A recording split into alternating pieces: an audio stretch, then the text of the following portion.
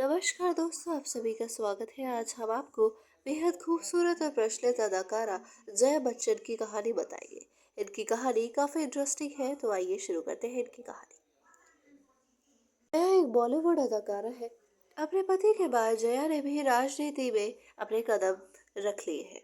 जया बच्चन अपनी राजनीतिक पारी की शुरुआत समाजवादी पार्टी से 2004 में कर चुकी थी और तब से अब तक वह 4 बार राज्यसभा सांसद भी बन चुकी है।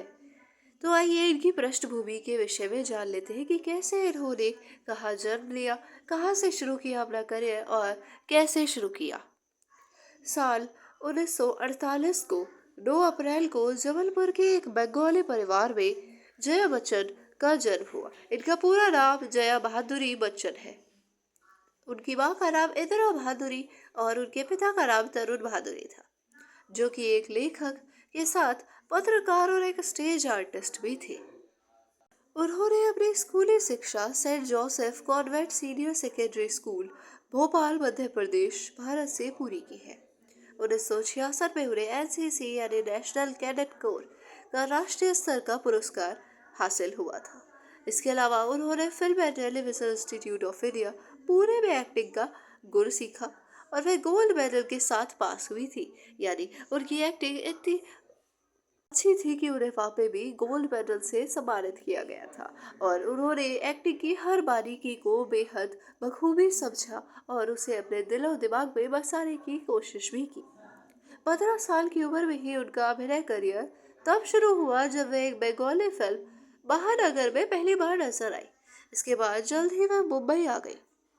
उन्होंने मुंबई आने का फैसला कर लिया क्योंकि वे जानती थी कि उन्हें अगर मंजिल कहीं मिल सकती है तो उनके सपनों की नगरी, उनका क्षेत्र सिर्फ और सिर्फ मुंबई है। और उन्होंने कई हिंदी भाषा की फिल्मों में अभिनय किया, जिनमें जवानी दीवानी, उपहार, अनामिका, अभिमान, शोले, बावर्ची, चुपके चुपके और जंजीर जैसी ब्लॉकबस्टर फिल्म शामिल है। सिलसिला, जो कि साल 1981 में आई थी, अपने पति अमिताभ के साथ काम करने के बाद वह लंबे समय के ब्रेक पर चली गई थी, क्योंकि इस फिल्म में इन दोनों के अलावा रेखाकारा रेखा भी थी और इन दोनों की जोड़ी आपस में नहीं बनती थी। ये दोनों एक दूसरे से लड़ती झगड़ती रहती थी और इनकी लड़ाई का कारण भी बहुत जायज था, क्योंकि दोनों अमिताभ बच्चन को प्यार करती थी। ये उनकी पत्नी थी, वो पत्नी नहीं थी लेकिन फिर भी उनसे प्यार करती थी, उन्हें बेहद पसंद करती थी। इस वजह से दोनों के बीच आपसी मतभेद होती रहती थी। इसके अलावा जया बच्चन ने शहंशाह साल 1988 की पटकथा भी लिखी, जिसमें उनके पति लीड रोल में थे। 18 वर्षों के लंबे ब्रेक के बाद जब वह दोबारा लौटी तो उन्होंने फिर से कई ब्लॉकबस्टर फिल्में की, जिनमें से कभी खुशी कभी गम, 1084 की माँ, कल हो ना हो, लागा चुनरी में दाग इत्यादि उनकी प्रमुख फिल्मों में शामिल है। 3 जून 1972 को जया ने सदी के महानायक अमिताभ बच्चन से शादी की और 2 बच्चे अभिषेक और श्वेता की मां बनी। बेटी श्वेता का विवाह दिल्ली में कपूर परिवार के पोते उद्योगपति निखिल नंदा से हुआ है और उनके 2 बच्चे हैं, नव्या नवेली और अगस्त्य नंदा। जबकि जया के बेटे अभिषेक की शादी प्रसिद्ध और खूबसूरत अभिनेत्री ऐश्वर्या राय से हुई है। दोनों की एक बेटी आराध्या बच्चन है।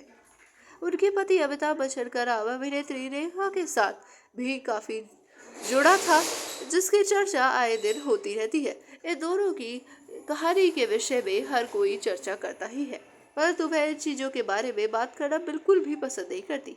फिल्मों में अपने दमदार प्रदर्शन के लिए उन्हें 9 बार फिल्मफेयर पुरस्कारों से नवाजा जा चुका है। साथ ही 1992 में पद्मश्री से सम्मानित हो चुकी है। जया 3 बार IIFA अवार्ड से भी सम्मानित हो चुकी है। अगर आपको कहानी पसंद आए तो लाइक और सब्सक्राइब कर दीजिए।